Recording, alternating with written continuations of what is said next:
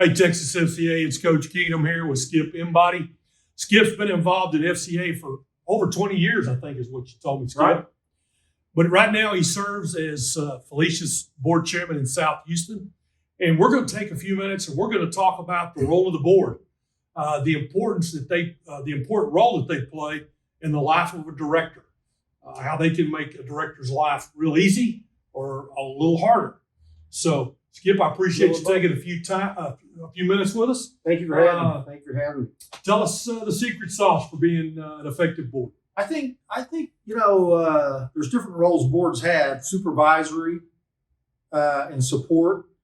FCA board's more support. It's not really a supervisory role; it's more support, and support for the ministry, support for the director, support for the coaches.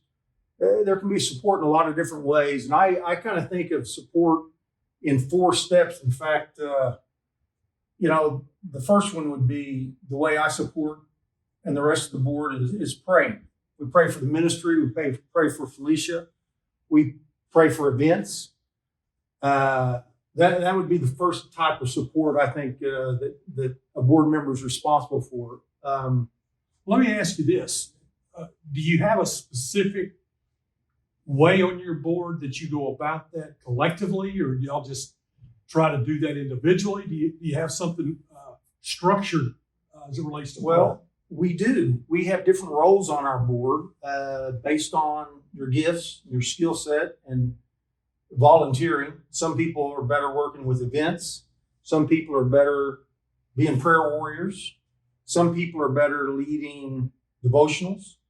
Others might be better at raising support, financial support, sponsors, contributors. And we have some that are really good at recruiting more board members. And so there's different roles for board members. I don't think all board members are the same. And so we all have a different gift that we bring to support the ministry. So you want to make sure a thumb stays a thumb and a pinky stays a pinky. Right. Okay. Yeah. Yeah. But prayer would certainly be would certainly be the first way you support, or that we support. The second, I would say, is giving. If you're a board member for FCA, I think it's important that you give to the ministry that you're part of, because it's not so much.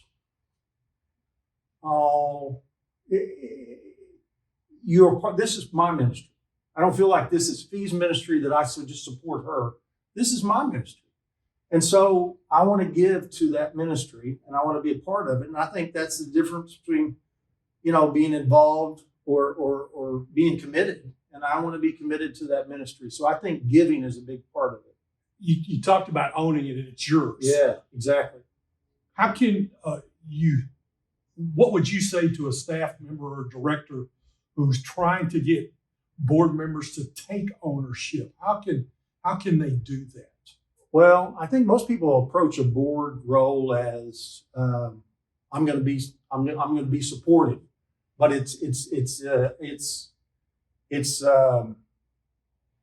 but they have to feel ownership. They have to participate in it.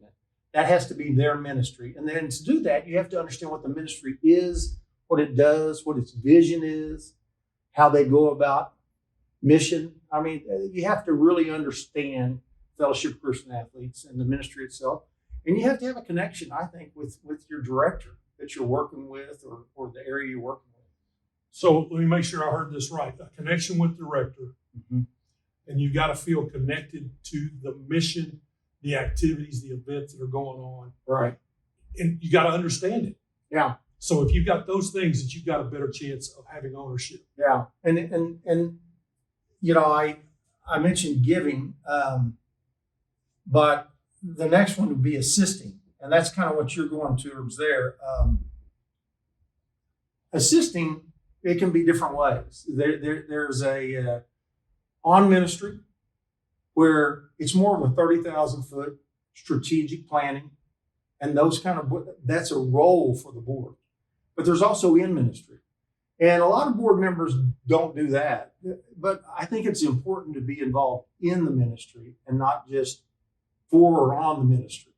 But they're two separate roles and both are needed from board members. So you having a chance to take part in events, take part in with coaches, with kids, to go and lead a devotional. You have all the opportunity to go and get involved in ministry if you want to do hands-on, more tactical. But there's also a role for more strategic assisting. And I think that's the planning. It's doing the budget. It's working with the finances. It's working with supporters. And it's working with the director to cast a vision, 3 years, 5 years. Am I getting this right when I say that it's important for the director to engage with each board member individually to find out if they want to be strategic or if they want to be tactical? Yeah. And then trying to figure out, even if somebody wants to be mainly strategic, how they can be in it some just to get the feel of it, the impact of it. Because sometimes strategically from up here, you may not get a chance to see that kid accept Christ. But that's really where the rubber meets the road, is when that happens. And when you experience that, you can give or lend more to the strategic side. If they don't make a general manager or sales manager from somebody that had never been in sales. You have to go do it, the tactical side, so you have an understanding and awareness of the strategic side. All right, board chairman, how are you going to help Fee with new board members get to the place where they're doing this? Doing that. And that's probably the role that I struggle with. The board is my responsibility, the director, the board leader's responsibility to set up meetings, to recruit new people. But there's a lot for everybody. The harvest is large. So, everybody can play a different role. And I think that's important to look for their strengths. Felicia's great at identifying characteristics and strengths in people, and she plays towards those and works with them. But she doesn't push, and it's not assignment driven. Again, it's not supervisory, and we're not supervising Fee. We're supporting her, and with prayer, giving, assisting, and the last one is encouraging.